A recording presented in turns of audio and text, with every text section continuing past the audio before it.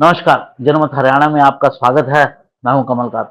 साथियों, हम चुनावों के मद्देनजर एक-एक कॉन्स्टिट्यूएंसी की बात कर रहे हैं और इसमें हमारे साथ हमारे एक्सपर्ट जो हैं जोगेंद्र कथुरिया जी, वो हमारा साथ देते हैं।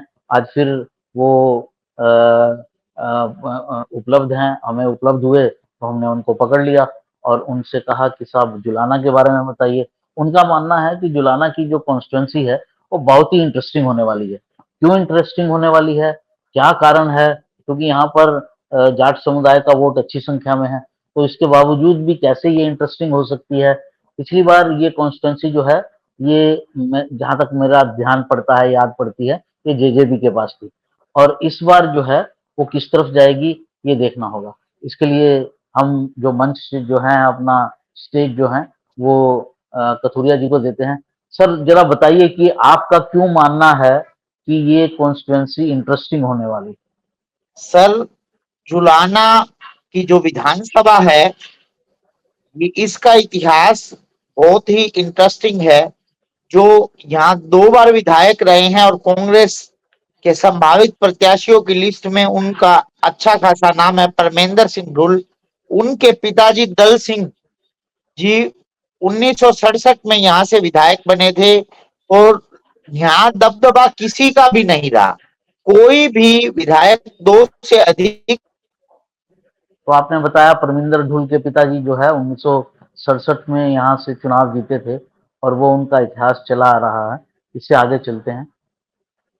वो इससे पहले जींद विधानसभा से विधायक बनते आए कई बार, फिर उसके बाद उन्होंने जींद विधानसभा छोड़कर जुलाना को अपना क्षेत्र बनाया, परंतु एक बार कामयाबी के बाद फिर कामयाबी उनके हाथ नहीं लगी और लगातार यहाँ विधायक बदलते रहे। 1991 में यहाँ सूरजभान काजल जी विधायक बने, परंतु 1996 में वो हार गए सत्यनारायण लाठर जी से। 2000 सन में आईजी शेर सिंह यहाँ से विधायक चुने गए। 2005 में भी आईजी शेर सिंह यहाँ से विधायक चुने जाते हैं, परंतु 2009 में परमेंद्र सिंह ढुल यहाँ से विधायक बनते हैं आईएनएलडी की टिकट पर।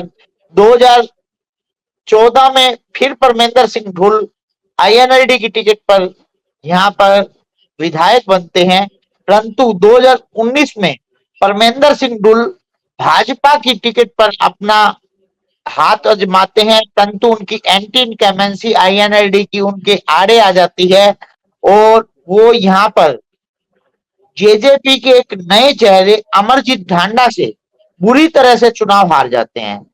जो 2019 का और अब 2024 के लोकसभा चुनावों का ट्रेंड देखें तो यहाँ 2 ही प्रकार का वोट पड़ता है, या तो भाजपा को जितवाने के लिए या भाजपा को हरवाने के लिए।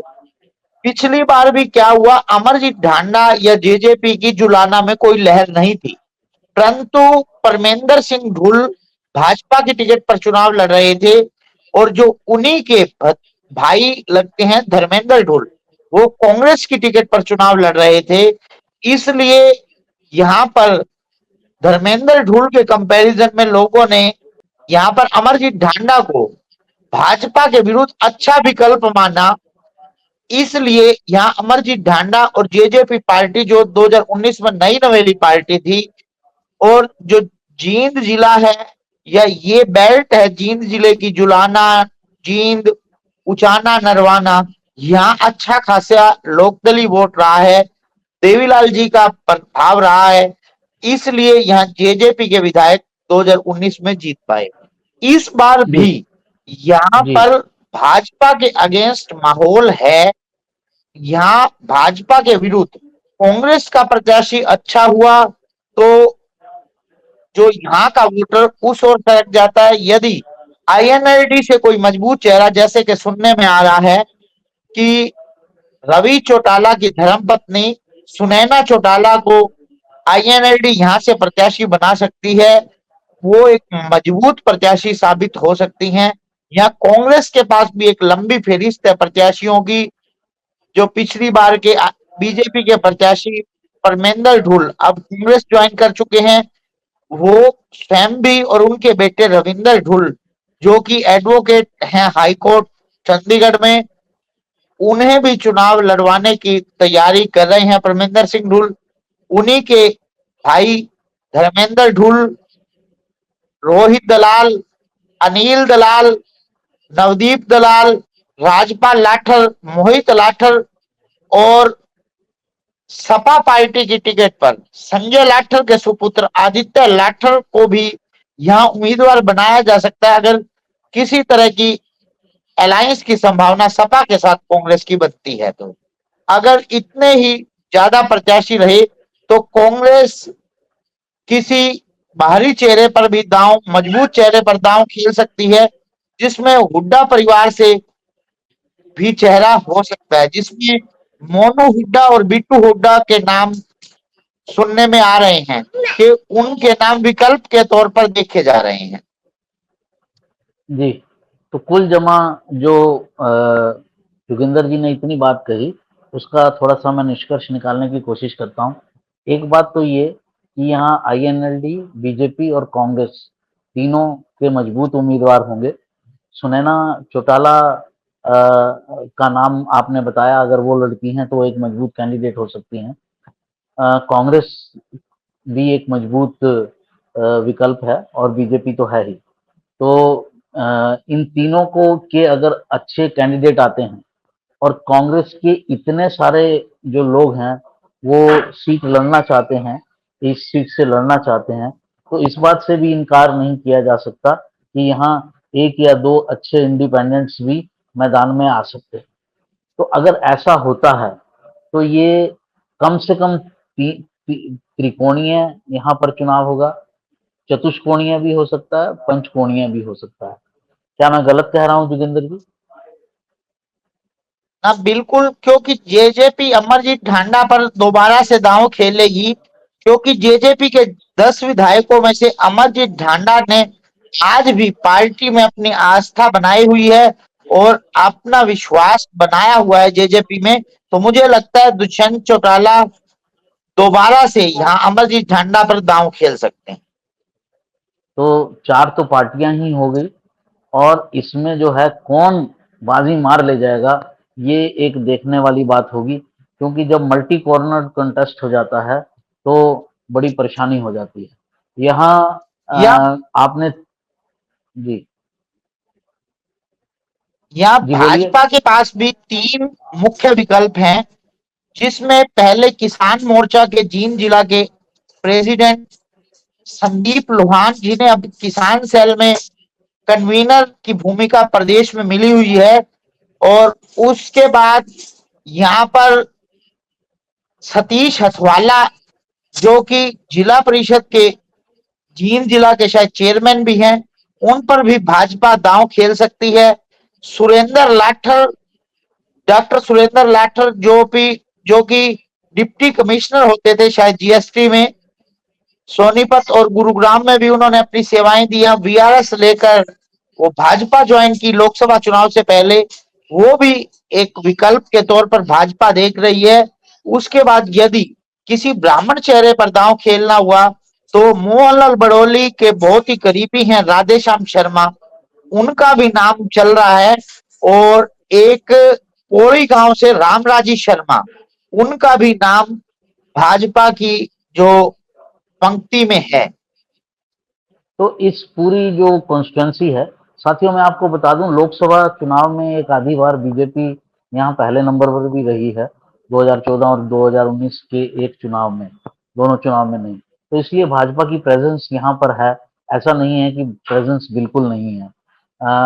तो इसमें जो आपको बीजेपी में ब्राह्मण चेहरे भी आपको लगता है, इस थोड़ा सा जातीय समीकरण भी बताएं इस कॉन्स्टिट्यूंसी का कि क्या बनता है, ताकि एक क्लैरिटी आ यहाँ सके। अच्छे खासे लगभग आधे जाट मतदाता हैं और 12% के करीब, लगभग 25,000 के करीब ब्राह्मण मतदाता भी हैं। जो मैं आपको बता दूं, ब्राह्मण मतदाता पिछली बार परमेंद्र सिंह ढुल की खुली खिलाफत पर उतर आए थे। जो ईबीपीजी का कोटा था, इकोनॉमिक बैकवर्ड क्लास, उसमें शायद रविंदर सिंह ढुल उस के विरुद्ध लड़ने वाले एडवोकेट थे, इसलिए मुझे लगता है इसका खामियाजा परमेंद्र सिंह ढुल को 2019 के चुनाव में भुगतना पड़ा। ब्राह्मणों ने पिछली बार जेजेपी को खुलकर वोट दिया था, इस बार ब्राह्मण समुदाय क्या करता है? क्या कांग्रेस परमेंद्र सिंह ढुल को दोबारा चुनाव मैदान में लाने का रिस्क ले पाएगी? क्योंकि ब्राह्मण समुदाय की परमेंद्र सिंह ढुल से अच्छी खासी नाराजगी है। यदि वो इस नाराजगी को दूर नहीं कर पाए और कांग्रेस ने दांव खेला तो ये दांव मुश्किल भी साबित हो सकता है। यदि भाजपा किसी ब्राह्मण चेहरे पर दांव खेलती है पर उसमें 7 और जातियों को भी जोड़ना होगा, जिसमें ओबीसी और एससी समाज मुख्य होगा। और क्योंकि जो 2014 और 2019 में भाजपा को यहां से बढ़त मिली लोकसभा के चुनावों में, उसका मुख्य कारण यहां से जो लोकसभा का उम्मीदवार भाजपा से ब्राह्मण ही थे, रमेश कौशिक ही थे। और इस बार जो यहां से मोहनलाल बडोली पिछड़ गए सतपाल ब्रह्मचारी से, उसका कारण भी यही रहा कि कांग्रेस के प्रत्याशी भी ब्राह्मण थे। यदि यहाँ पे प्रत्याशी कांग्रेस का ब्राह्मण की बजाय जाट समुदाय से होता तो शायद वो पिछड़ जाता। यही कारण इस बार सोनीपत लोकसभा से सतपाल ब्रह्मचारी और कांग्रेस पार्टी की जीत का भी रहा। जी, साथियों मैं यहाँ एक बात कहना चाहूँगा कि जब मल्टी कॉर्नर कंटेस्ट होता है तो आप कोई बेट नहीं लगा सकते हैं, कोई शर्त नहीं लगा सकते हैं, पक्के तौर पर नहीं कह सकते हैं कि कौन जीतेगा और कौन नहीं जीतेगा, क्योंकि इस सीट पर 4 से 5 जाट समुदाय के लोग खड़े होंगे। तो इसलिए कोई नॉन जाट जाट समुदाय का अगर कोई व्यक्ति खड़ा होता है, जैसे कि बीजेपी से अपेक्षा की जा सकती है, ये अपेक्षा दूसरी जगह से थोड़ी मुश्किल है कि बीजेपी से अपेक्षा की जा सकती है किसी ब्राह्मण को वो खड़ा करे, तो वो ये रेस है, इस रेस में कोई भी पहले नंबर पर आ सकता है। तो क्या आप इस बारे में क्या कहेंगे जोगिंदर जी? सर, मैं आपको एक और बात से अवगत करवा दूं, ब्राह्मण समाज की जुलाना विधानसभा में प्रेजेंस रही है। 2009 में यहाँ सुधीर गौतम जी हजका की टिकट, हरियाणा जनहित कांग्रेस की टिकट पर चुनाव लड़े थे और 10,000 से अधिक वोट प्राप्त किए थे। और 2000 शायद 14 में डॉक्टर अरविंद शर्मा जो कि सोनीपत और करनाल के सांसद रह चुके थे, उसके बाद विधानसभा का चुनाव लड़े थे जुलाना से और 22,000 वोट उन्होंने बसपा की टिकट पर 2014 में प्राप्त किए थे जुलाना से। तो यहाँ ब्राह्मण समुदाय की प्रेजेंस रही है। ब्राह्मण समाज का वोट एकत्र इकट्ठा होकर एक उम्मीदवार के पक्ष में डलता रहा है। जी, आईएनएलडी के लिए और जेजेपी के लिए, कांग्रेस के लिए जाट समुदाय की टिकट काटना थोड़ा मुश्किल है, क्योंकि ओरिएंटेशन इन पार्टियों का किसी समुदाय की तरफ है। इसलिए अगर किसी नॉन जाट की उम्मीदवार की अपेक्षा की जा सकती है तो वो बीजेपी से ही की जा सकती है।